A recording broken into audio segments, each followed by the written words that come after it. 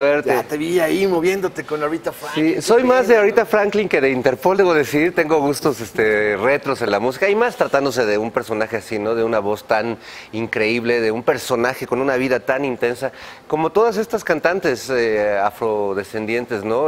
Pensaba en Bessie Smith, pensaba en Ella Fitzgerald, que han revolucionado la música y que le han puesto una emoción y un sentimiento a nuestras vidas. Y salieron a las calles a defender a la comunidad. Salieron, no había de otra en esos tiempos, ¿no? Había quien tomaba actitudes, acuérdate de Ray Charles, que también se las vio difíciles porque lo confrontaban sus propios productores o managers de, oye, tienes que ir a cantarle a estos, no vayas a cantarle a estos.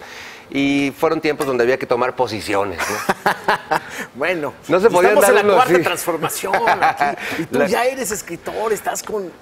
Platícanos de tu nuevo texto. Bueno, la verdad es que ya éramos escritores desde hace mucho, porque hacer periodismo, aunque se nos considera una rama inferior de la literatura, finalmente es escribir, y llevamos muchos años escribiendo, yo desde los 17 años en el periódico El Nacional, que ya no existe, pero que tú recordarás muy bien. Pero bueno, tenía mucho miedo de pasar de la escritura cotidiana a escribir una novela, a escribir poesía, a escribir otro tipo de cosas. ¿Cómo lo hiciste? Estos últimos años, pues logré explotar de alguna manera. ¿Cómo te convenciste de que sí lo tenías que hacer? Por un lado, el tiempo, ¿no? Porque por mucho que hagas prácticas de vuelo, un día tienes que volar. Y yo el periodismo lo tomé en un inicio como una práctica de vuelo y el periodismo te abduce, el periodismo te secuestra, no te deja ir, me encanta además, ¿no? Pero estaba el periodismo de luchas en aquel entonces. Escribía de lucha libre, luego hice columna política, hice reportajes de todo tipo, pasé por todas las secciones de los periódicos, como esos viejos periodistas que somos, aunque no nos vemos tan viejos, queridos. Pero ya nos tocó no sé qué digan tus por, hijos y mis hijos. Nos tocó reportear sin internet, nos tocó vivir otra época. Sí. Y la verdad es que llegué a un punto donde dije, bueno, ya tengo suficiente edad para animarme a escribir una novela. Escribí primero un libro de ensayo que se llama El Diccionario del Caos, hace ya como 6 años. Luego mi primer poemario, que es Llegamos tarde a todo. Y ahora la primera novela, que es una prueba difícil, se llama Los mariachis callaron y es una distopía sobre el México del 2026.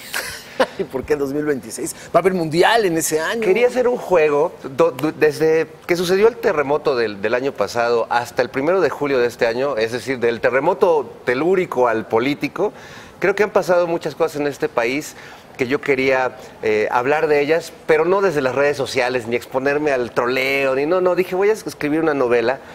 ¿Qué va a pasar en este país? Porque todo el mundo piensa que el gobierno al que vamos a entrar ahora, de Andrés Manuel López Obrador, era o lo mejor que le podía pasar a este país, el gran milagro, o la gran catástrofe.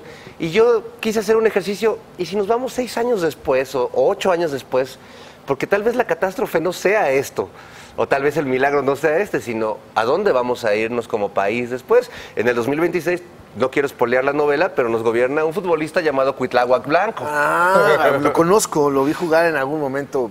Una cancha de la cual no quiero acordarme. El secretario de Gobernación es la Liendre Herrera, el canciller Márquez, y el secretario de Salud es el doctor García, obviamente, que ni es doctor ni nada, pero está ahí. Entonces, es un ejercicio divertido de ver qué pasaría si estos que ahora son los ídolos del fútbol empiezan a colarse, como está sucediendo en la vida real, querido. Pero te quiero decir que en Buenos Aires, en el 78, esa fue permanente la cabeza de los diarios. Los mariachis callaron, nos metió 6 goles Alemania, nos metió 3 goles Polonia, 3 goles Túnez, o sea, parece muy... Es una frase que nos aplican desde fuera cuando México blofea, por ejemplo, en términos deportivos, y nos la aplican. Pero también en términos políticos, cuando te confronta alguien que está del otro lado político, te dice, ay, ahora, ¿por qué no dices nada de Bartlett? Ah, los mariachis callaron. Siento que la frase nos aplica a todos, es una frase de esta enorme canción de José Alfredo, uno de nuestros himnos nacionales, que es Ella, pero esta frase nos aplica a todos, a los que hemos vociferado desde un lado y desde el otro, porque la verdad hemos hablado de más, yo creo que hemos hablado de más, hemos opinado de más y hemos reflexionado poco sobre lo que estamos viviendo. En la novela trato de hacer, aparte de un ejercicio de diversión y de humor, también buscando un ejercicio de, podríamos pensar un poco. Acabas de dar yo no sé si vaya a ser un buen gobierno o no, pero Andrés Manuel no tiene humor. Es uno de los puntos... nomás no se le da. Digamos que el humor le sobrevino cuando supo que tenía ganada la elección, pero no se le fue vio ya, ¿no? Y cuando fue jefe de gobierno de la ciudad no mostró mucho sentido del humor.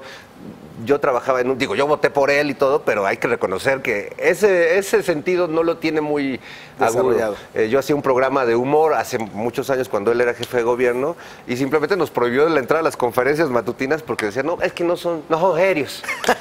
La vamos a leer con mucho gusto, mi querido Fernando. Por favor, ahí les encargo suerte. para que nos imaginemos qué puede pasar en este país más allá de este sexenio, querido. Perfecto. Muchas gracias. Los mariachis callaron. Bueno, Fer, mucha suerte, que te va bien. Gracias.